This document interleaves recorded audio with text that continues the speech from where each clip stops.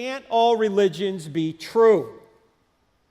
Or can't all religions at least have some of the truth and none have all the truth? And this is quite often illustrated by the 6 blind men and the elephant. You ever heard this parable? This is what professors often use to try and convince students that, religions don't really have the truth. They kind of share the truth, but they're not really, one is not really more true than the other. They think they have the truth, but they really don't. And it's illustrated this way. There are 6 blind men, 6 blindfolded men, and one feels the ear of the elephant and thinks it's a fan. Another feels the side of the elephant and thinks it's a wall. Another grabs the tail and says, no, this is a rope. Another one grabs the leg and says, no, this is a tree. Another grabs the tusk and says, this is a spear. And another, of course, grabs the trunk and says, no, we've got a great snake here. Now, these 6 blind men are all supposed to represent the major world religions. They think they have the truth, but they don't really have the truth. They may have a piece of the truth, but they don't really have it.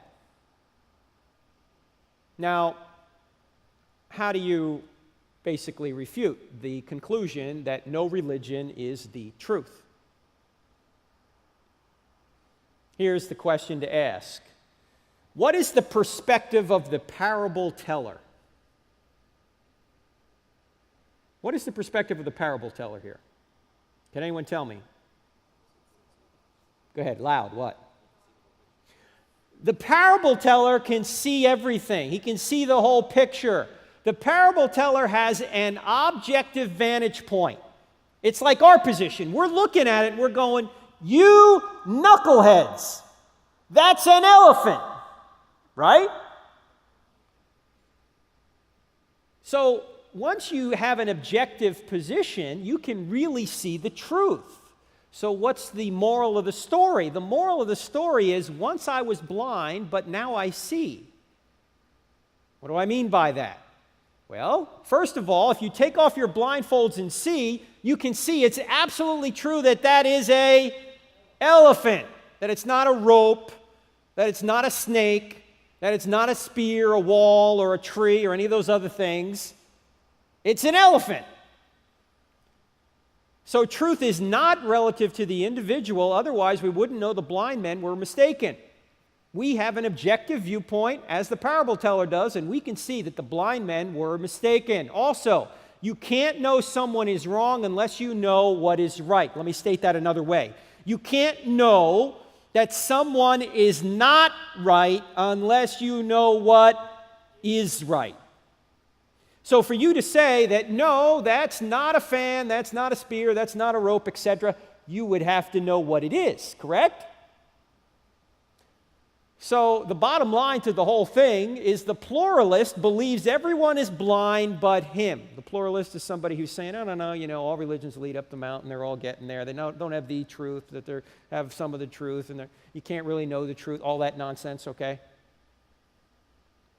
Why is the pluralist given an objective position, but we can't have that same objective position? If we take off our blindfolds, we can see the truth as well. Do you see what I'm saying here? In other words, the parable, as many college professors tell it, actually proves exactly the opposite to the point they're trying to make. They're trying to say that nobody has the truth, when the rest of us are going, yoo-hoo, Mr. Professor, that's an elephant. And we can do the same thing when it comes to religion. If we take off our blindfolds, we can discover the truth. And that's what we try and do in apologetics. We try and discover the truth, which is giving evidence for what you believe. But sometimes you'll have somebody say this, look, come on, all religions teach basically the same thing. Have you heard that? Don't they all teach basically the same thing? Come on, they all teach you ought to love one another. That's basically it. Is that true? No, actually, it's not true. There's a kernel of truth to it, that most religions do have a moral code, and quite frequently a relatively common moral code, but not all religions teach that you ought to love one another. Certainly Satanism doesn't, right? Certainly what I would call Orthodox Islam doesn't. People who follow the Quran and the teachings and life of Muhammad Because if you look at the Quran and you look at the life and teachings of Muhammad, what the terrorists are doing, they're doing as a result of studying the Quran and the life and teachings of Muhammad. So that's not love your neighbor, as we are all now too well aware. But actually, there's a question you should always ask people.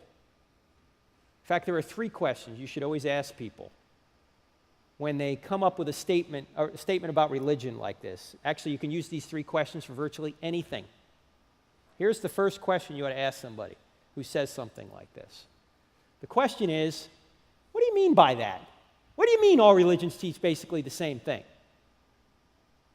And see what they say. What do you mean by that?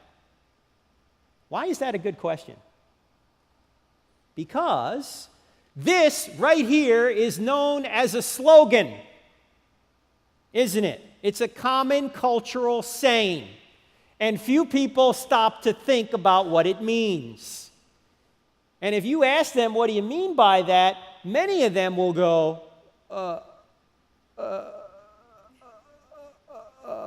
or the second question after that is, how did you come to that conclusion? And you could make that a little bit more specific to this statement by saying, how did you come to that conclusion? Have you studied world religions for yourself? What are most people going to say at that point? No, they're not going to. They're probably not going to have studied that, right? You can use these 2 questions with about anything you hear in religion or virtually any other topic. Because you will find that most people in our culture today have a worldview built on slogans. Maybe not most, but a good number of people. They hear slogans like this and they take that. They hear another slogan. The Bible's been changed throughout the centuries. They take that. The Bible was written long after Jesus. They take that. Evolution's true. They take that. And they put all of these slogans together and they go, this is my worldview, never realizing any of the evidence behind any of those slogans, any of the real particulars behind any of those slogans, and they go skipping through life thinking, I really know what's going on. As soon as you question them on it, though, they run short of intellectual justification for the slogan in about 3 seconds. Somebody says, you ought not believe the Bible because it's been changed throughout the centuries. You say, how did you come to that conclusion? Have you studied the manuscript evidence for yourself? You're not being mean here. You're just trying to find out where people are coming from. And every once in a while, you might find somebody who thinks they've studied it and has the truth. Okay? But ask those 2 questions. What do you mean by that? How did you come to that conclusion? By the way, the third question is this. The third question is, have you ever considered?